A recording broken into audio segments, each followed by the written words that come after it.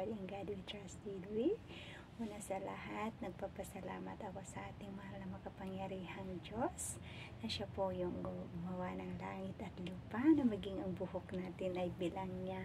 Kaya ako po ay nagpapasalamat sa Kanya sa gabing ito at sa inyong lahat, sa lahat ng mga nakasubscribe sa aking munting channel, God We Trust TV. Mapagpalang umaga, tanghali, gabi, saan man kayong sulok ng mundo.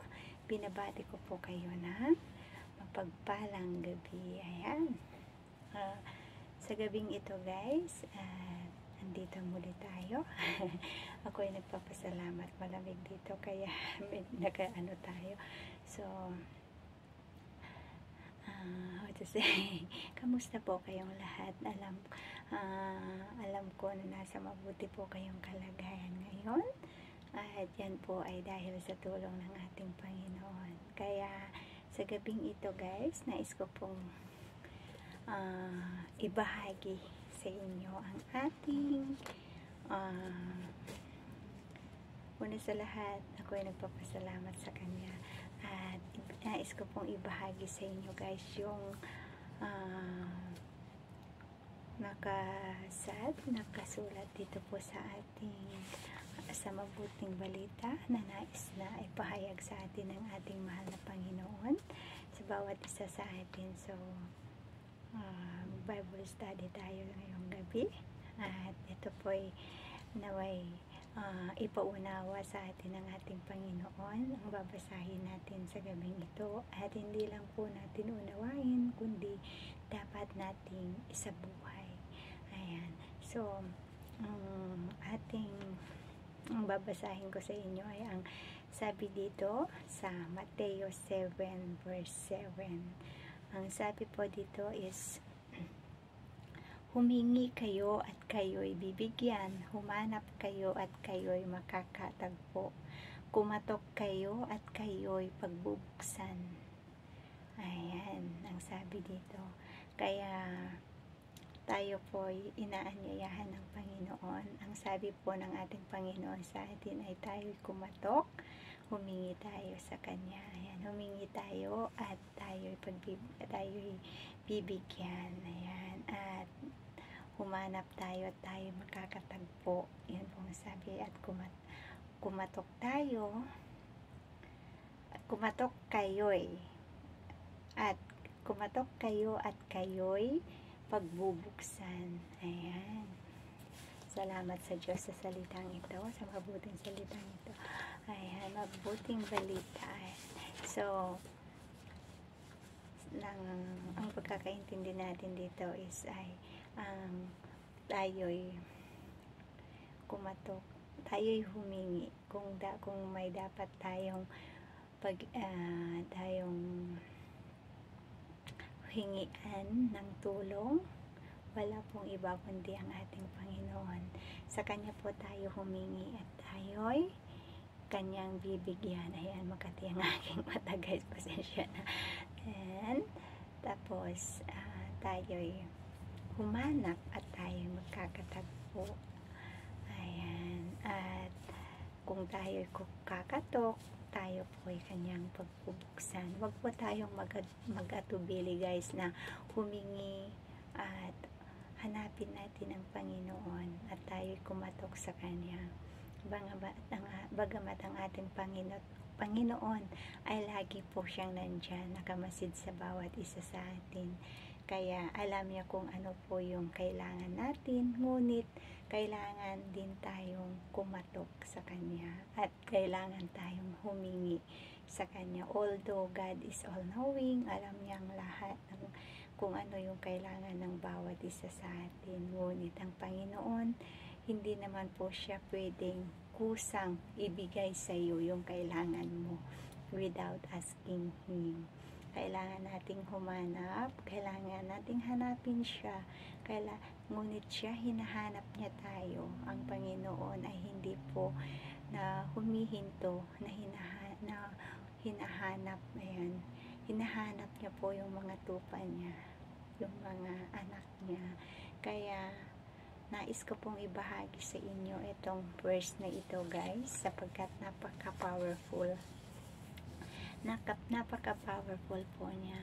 Kaya, ano ko na, diretso natin siya ng verse 7, 8. Ito po ay Mateo 7 verse 7, and then ito po yung sa 8, sapagkat ang bawat humingi ay tatanggap, ang bawat humanap ay makakatagpo, at ang bawat kumakatok ay pagbubuksan. Diba? Napaka-powerful, napaka-bless, napaka-bait, talaga wala pong katulad ang Panginoon natin. Kaya po mga ka-In-God We Trust ko, na kailangan po natin basahin ang mabuting balita. Ayan ang bagong tipan, ayan ang salita ng Diyos, na yan po ay ang, kung ako, alam nyo mga ka-In-God We Trust, sa totoo lang, never po akong nagbabasa ng Bible. Although I have a Bible before, but my Bible I just put over there. Ayan, tapos ang alam ko, ang Bible ko lang is parang ano ba tawag doon, hindi ko yung how to say, ano natin, parang sandata natin, alam mo yung nilagay mo niya, which is yes, that is our sandata, ito po. Pero paano natin magagamit, paano natin kung hindi naman natin siya babasahin, hindi po ba? Although hindi po ito yung Bible ko before. I have my own Bible, just a pocket Bible, but that one is already, I give already to my cousin. Ayan, so ito po talaga yung kung mag-invest po tayo mga ka-In-God We Trust, is unahin natin na bilhin ay ang Bible, ang ating Biblia, na dito po lahat ang nais ipahayag sa atin ng ating Panginoon. Kung may katanungan tayo sa ating buhay, andito po lahat ang kasagutan. Kung may pagsubok tayo, kung ano man ang katanungan sa ating isipan, andito po lahat ang mga kasagutan. Kaya po mga ka-In-God We Trust, hindi po natin makakausap ang Panginoon personally, hindi po natin siya makakausap, di natin siya nahahawakan at hindi natin siya nakikita, bagamat nandyan po siya po ay nakikita niya po tayong lahat, nakikita niya, nababasa niya kung ano yung laman ng puso at isipan ng bawat isa sa atin. Kaya wala po tayong maitatago sa ating Panginoon, because siya po ay all-knowing God.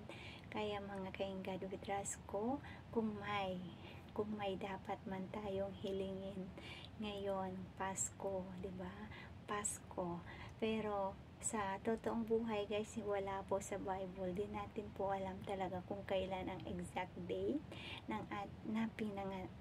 kung kailan pinanganak ang ating Panginoong Jesucristo, ang ating Emmanuel. Hindi natin alam kung kailan, pero yun nga po, ang ating ninuno, ayan, ang nila ay December 25, ayan, so yun yung parang kinikilala na na date, petsa na pinanganak ang ating Panginoon. But sa totoong buhay, di po talaga natin alam, wala pong exact date. Anyway, hindi po yun yung nais nating pero ang nais ko pong ipahagi sa inyo ay magbalik loob tayo sa Panginoon. Nais po ng ating Panginoon na ang mga anak niya ay nasa piling niya. Lahat tayo ay mahal ng Panginoon, mahal na mahal niya po tayo, kaya nga po siya nagsakripisyo ng sobra-sobra, ayan, dahil sa ating mga kasalanan, dahil sa pagmamahal niya sa bawat isa sa atin.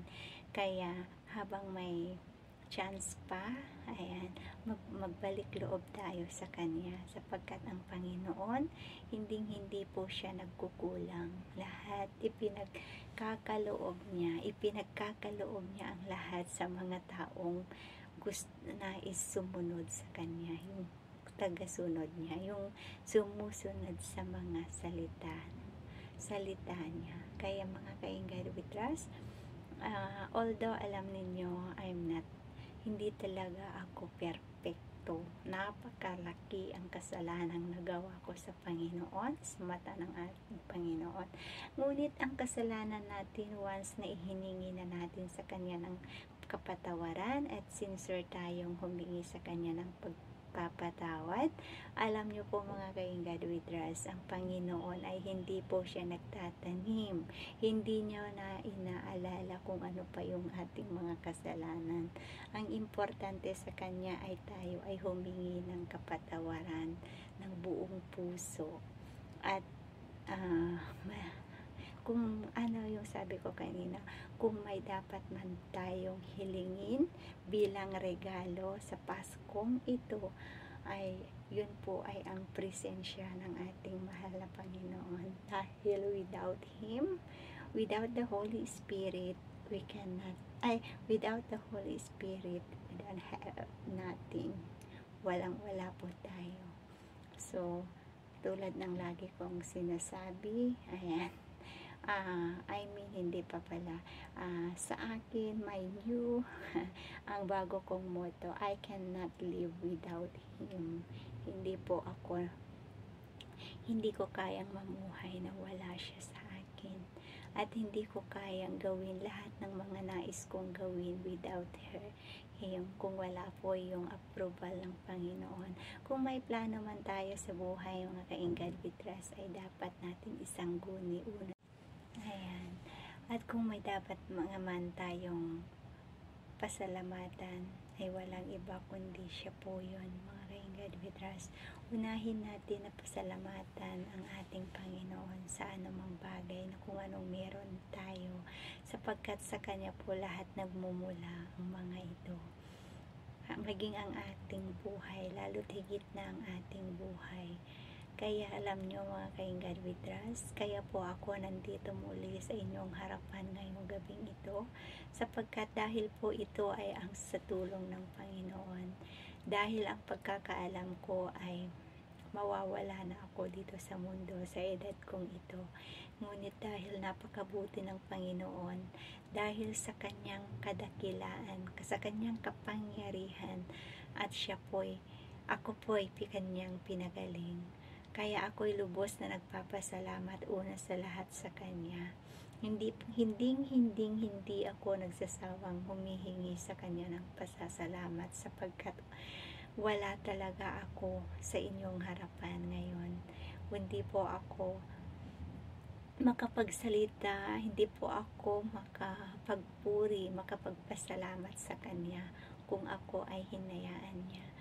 Kung ako ay nagpadala sa masamang espiritu, pero dahil mas malakas ang Holy Spirit na nasa akin, na ipinagkaloob ng Panginoon, na mas lalong malakas ako ngayon sapagkat kasama ko siya, sapagkat siya na po yung driver ng buhay ko. Wala man akong sasakyan, ngunit may driver ako, at yun po ay ang ating Panginoon. Siya po yung nagmamaneho sa buhay ko sa ngayon. Nagpapasalamat ako sa Kanya ng buong puso, at ako po'y nagpapakumbaba. Ayan, ako po'y walang-wala. Lahat ng kung anong meron ako ay dahil po sa tulong niya. Kaya sobrang nagpapasalamat ako sa Kanya. At syempre sa aking pamilya, sa aking asawa, sa 2 kong anak, sa mga magulang ko, sa mga in-laws ko, sa mga kapatid ko, at higit sa lahat, ang ating makapangyarihan na Panginoon. Kaya alam niyo po yung feeling na hindi ko po maipaliwanag, hindi ko po kung ano yung saya na nasa loob ko ngayon. Sobrang saya ko sapagkat ibang-iba ang aking nararamdaman ay wala pong katulad. Gusto kong sumigaw, gusto kong umiyak, hindi dahil kung hindi dahil noon na umiiyak ako dahil sa ako'y kinakawaan ko ang aking sarili. Ako po yung taong noon na emotional. Ako po yung tao noon na hindi ko alam wala akong sariling desisyon sa aking buhay. Ako yung tao na humihingi muna ako ng permission, I have the permission, I have to say, humihingi ako ng approval, ayun ang mas maganda, sa ibang tao kung tama ba ito o hindi, ganun. Wala akong sariling desisyon. Ngunit dahil ang Panginoon ay gusto niya na magiging how to say, magiging malakas tayo, na gusto niya na tayo mismo ang mamahala sa ating sarili sa pamamagitan ng kanyang presensya. Kaya sobrang thank you, at ako'y lubos na alam mo yung overwhelmed, naaano talaga ako na alam ko na alam niya kung ano yung nais ng puso ko, at alam ko na I have the assurance now na kahit kunin na ako ni Lord, alam ko na sa Kanya na ako didiretso sa kaharian niya, sa silid na inilaan niya sa akin. Although wala man akong sariling bahay dito sa lupa, pero alam ko na may sarili akong silid pagdating ko sa Kanya. Kaya alam nyo yung sobrang happy, sobrang masaya ako kasi ipinagkaloob niya sa akin yung presensya na gusto ko, na presensya na nais kong matanggap. Yun ay yung Holy Spirit niya. Kaya nagpapasalamat ako una sa lahat sa Kanya. Nagpapasalamat din ako sa mga tao na umintindi sa akin. Nagpapasalamat ako sa mga tao na nagpapalakas ng loob ko, sa mga tao na instrumento ng Panginoon upang mas lalo akong tumatag, mas lalo akong manalig at manampalataya sa Kanya, sa pangalan ng Ama, ng Anak, ng Espiritu Santo.